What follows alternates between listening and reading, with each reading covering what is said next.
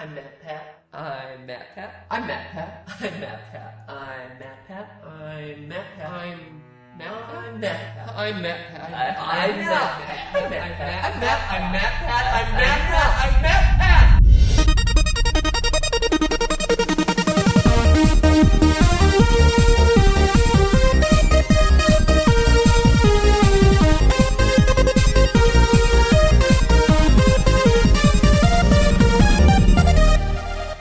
Internet, welcome to Film Theory, where first and foremost, shout out to Isabella Taylor from the Notification Squad. Thank you so much for ringing the bell and officially being the first on the Golden Globes video. Now, even though this is technically a film theory, every once in a while I'll dip into the wild and weird stuff that you see on YouTube. Salad fingers, don't hug me, I'm scared, and today we welcome another member into the hallowed halls of weird YouTube channels that will haunt your dreams. But instead of me saying anything, I'll just let her introduce herself. She's quite good at it. I'm Poppy. I'm Poppy, Poppy, Poppy, Poppy, Poppy, Poppy. I'm Poppy, Pop, Pop, Pop, Pop, Pop, Pop, Pop. All right, enough. We get it. Point taken. In case you haven't seen this channel around on either Poods or Fine Bros, let me introduce you to Poppy, an aspiring singer who has both a Vevo channel for her original songs and a personal channel where she posts frequent short videos of herself. And you might think that this sounds perfectly straightforward and wonder why this would ever merit a film theory instead of, say,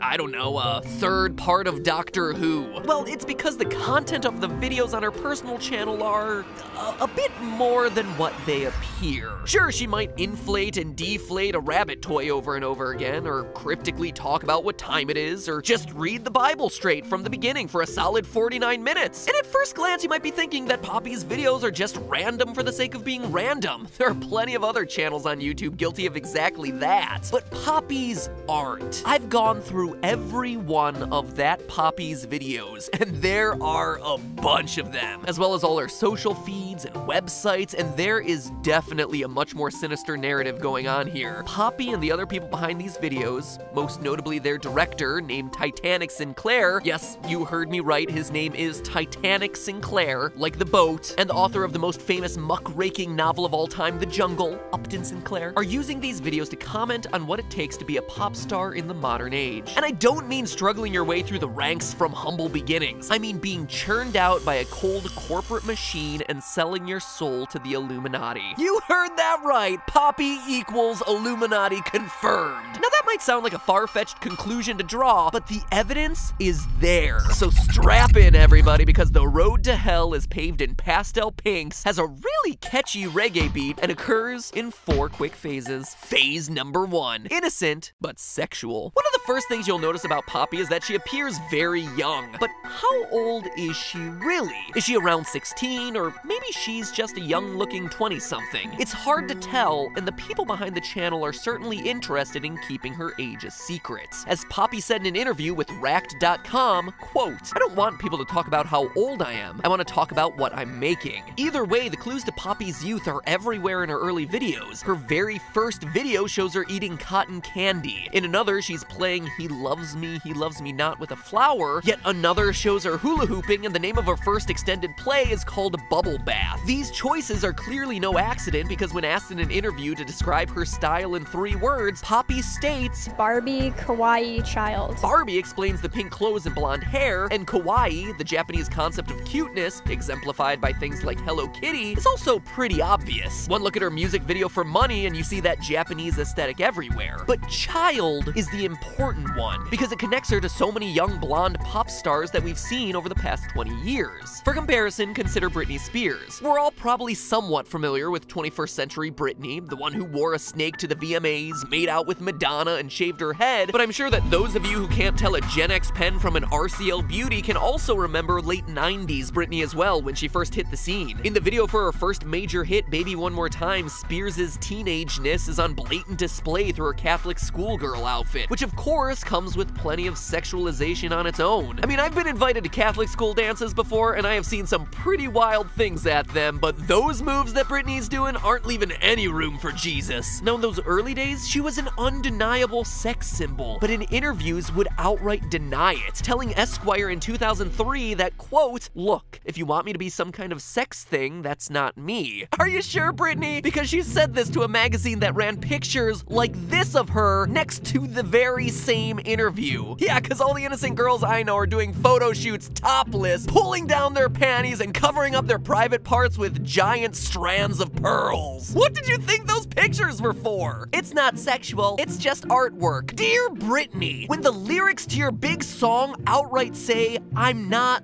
that innocent," forgive people for being a little skeptical when you say that you are so innocent. That is all I'm saying. But back to 2017. It's hard to deny that Poppy is drawing some parallels here. Just compare this still of Poppy from the video where she introduces herself to the cover of Britney Spears' first album. Poppy also expresses the same kind of aversion to sexuality as early era Britney did, albeit in subtler ways. Take a moment from the video for Poppy's biggest single, Low Life. She's seated at a table with the devil, more on that one later, who peels a banana, puts it in his mouth, and, doesn't start to eat it. That, sir, is a choking hazard, Mr. Satan. Didn't anyone ever tell you to chew your food? Sure, we don't see anything particularly graphic going on here, but Poppy's reaction tells us pretty much everything that we need to know. Sex is not a part of Poppy or her message, but the companies that manage, publicize, and basically create pop stars don't care what your message is. In the words of another pop star, Pink, and her song Don't Let Me Get Me, quote, "LA told me you'll be a pop star, all you have to change is everything you are." They want their stars to be sexually appealing because it gets them attention and helps them sell to adults while still staying innocuous enough that parents don't find them too harmful for the younger fans. And if they're able to pull off this balancing act, that leads them to phase 2, dollar bills. Admittedly, this is the most self-explanatory of the phases, but it's one that the creators of the Poppy channel definitely want to acknowledge in their story. The first indication of money that we get is in the video I Made $500, in which Poppy gleefully examines and counts a stack of 5 $100 bills she's received. How she earned that money isn't entirely clear, though perhaps it's the result of the video titled Tide Commercial, in which Poppy declares her love for Tide and talks about how much better her life is as a result of the detergent. But even more egregious than that is the song Money, which shamelessly promotes materialism with lyrics like,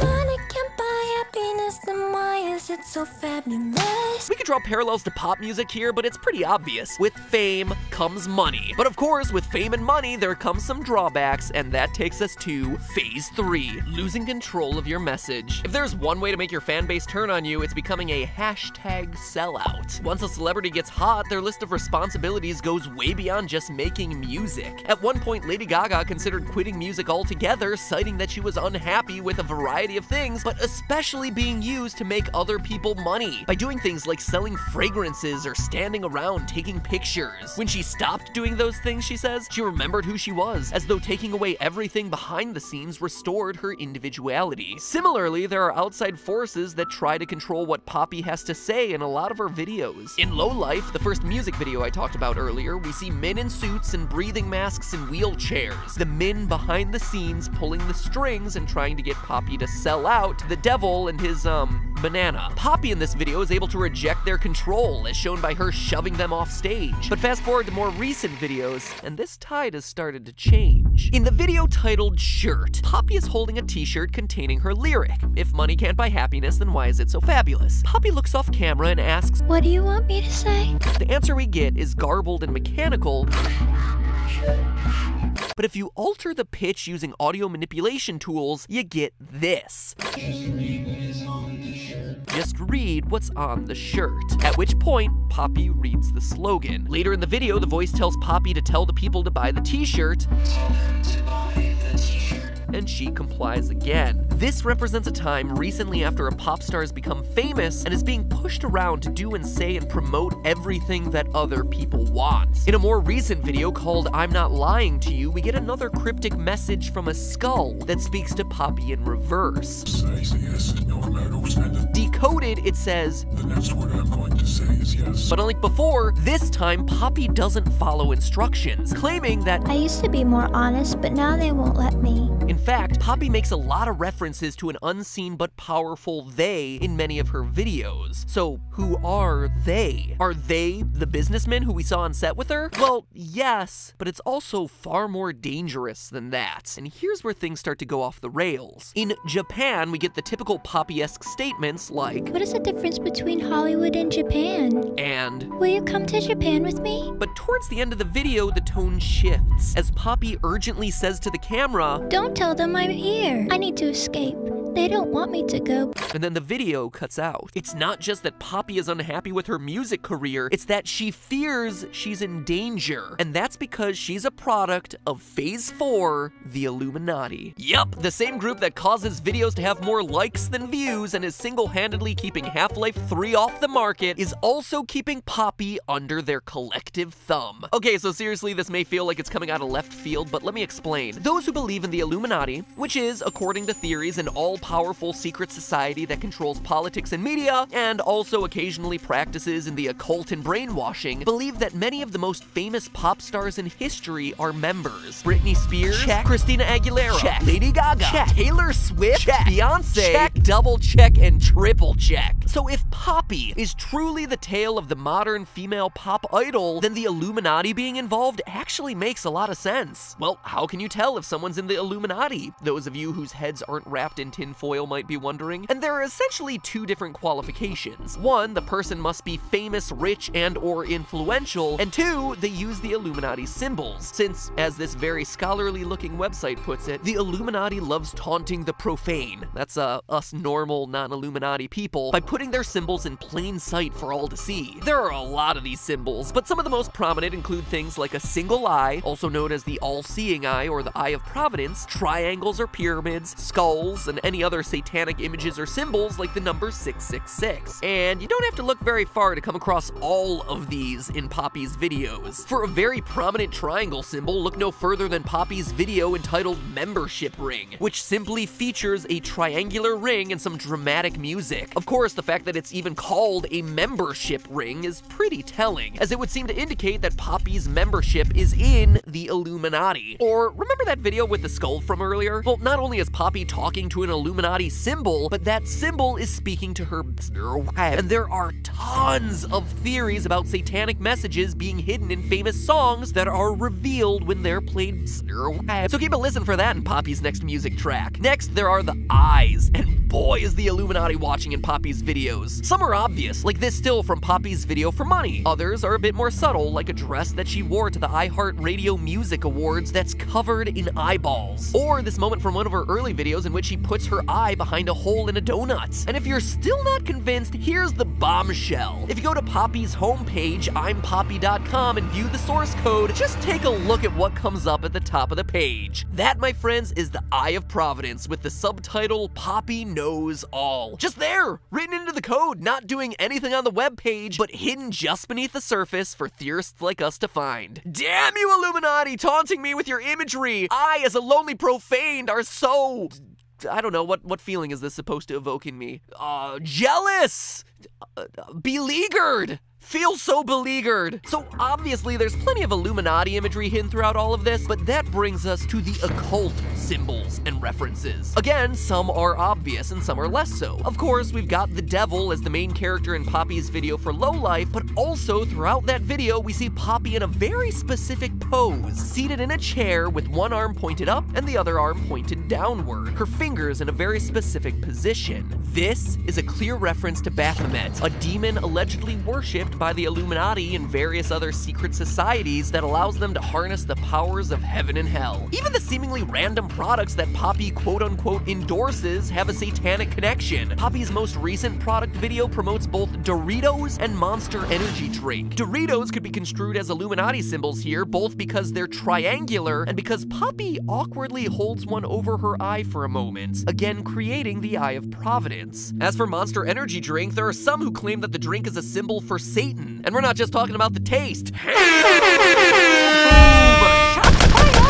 I'll be here all week. Actually, Monster Energy drink's all right. The logo for Monster is an M made up of 3 lines, which each bear a decent resemblance to the Hebrew letter Vav, or 6. Put the 3 together and bingo, the mark of the beast, Vav, Vav, Vav, the monster, 666. 6. Tell you what, I'm never looking at Monster Energy drink the same way again. But there's another element here that I haven't addressed. Poppy isn't just a cute singer under the thumb of the Illuminati. There's a lot of evidence in these videos pointing to Poppy being a computer program created by the Illuminati. The video Transmission shows Poppy's personality speaking through a computer, which in and of itself wouldn't mean a whole lot. But in videos like They Have Taken Control, it's like she's literally upgrading her software to have new lines and emotions. Poppy loves you and will always love you. Even the title of They Have Taken Control shows that Poppy's personality is no longer her own. Add to this the fact that, in real life, the girl who plays Poppy refers to Poppy in the third person like another person or personality. But what really gives it away is one of her latest videos, Some People. A video that prompted me to literally rewrite this whole episode's conclusion right before we finished editing it. Because in it, she makes her usual general statements about different types of people. There's tall people, there are short people, blah blah blah blah blah. But it's the last statements of this video that confirm her as something not quite human. She says, Some people have skin, and some people are made of plastic. before turning to the camera and saying, Feels so good to be a human being. that turn to the camera tells us everything that we need to know. It's the director's way of signaling to the audience that Poppy isn't what she says she is. But another point of evidence supporting all of this is that if one Poppy steps out of line, it appears as though she gets replaced by another one. Consider the video titled Oh No, which features Poppy staring at the camera before a second identical Poppy appears, and the first starts to bleed from her mouth. It's a continuation of 10 episodes earlier titled Am I Okay?, a largely non-important episode in this series until the final frames, which shows her nose bleeding. It's as though Poppy is deteriorating, falling apart, and new Poppies are having to take her place. In fact, it's probably Poppy getting replaced that's caused the other characters in the series, a skeleton, a plant, and Charlotte the mannequin, to have this conversation. Oh, she definitely changed. See, I told you. Wait, what do you mean she didn't change? And it's worth noting that this Illuminati programming doesn't just apply to the blonde girl that we know as Poppy, it applies to us too. In both Step 1 and Step 2, we're instructed to look into the computer as digital sound effects play in the background, and Poppy encourages us to keep going. You're doing great. It's as though by watching this video, we're the ones getting reprogrammed. We're the ones getting brainwashed. Because in the end, that's what Poppy's true purpose is here. She's not just some other young, aspiring pop singer. She's the embodiment of all the conspiracy theorists' fears online. Another pop star and media icon manufactured by the Illuminati to distract us with catchy songs and bland phrases, a means of keeping us normal folk in line, distracted with consumerism, fashion, Monster Energy drink, Tide detergent, blissfully ignorant of the real things that matter, the Illuminati's continued dominance over world power. Now, am I arguing that Poppy and Titanic Sinclair believe in all these things? No. Not at all. Poppy is a channel that wants to satirically portray elements of the life of a pop star, from the dehumanizing to the downright bizarre. And hey, if they get popular along the way from people like us and Reddit theorizing about them, well, that's a weird twist, isn't it? The music is pretty darn catchy. I've been finding myself watching more and more of Poppy every day, in fact. It's one of my favorite channels on YouTube. I tune in every single day to her videos. Every Poppy upload that I see in my notification feed is one that I watch. Oh, sorry, I got distracted there for a second. In the meantime, remember, that's just a Poppy. Up. Poppy. Poppy. And Poppy. And in case you were wondering, no, don't worry, these videos aren't products of the Illuminati to keep you distracted from their continued dominance either.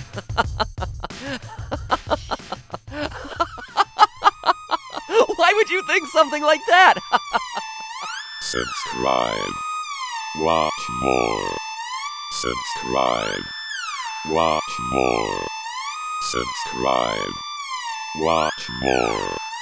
Subscribe. Watch more.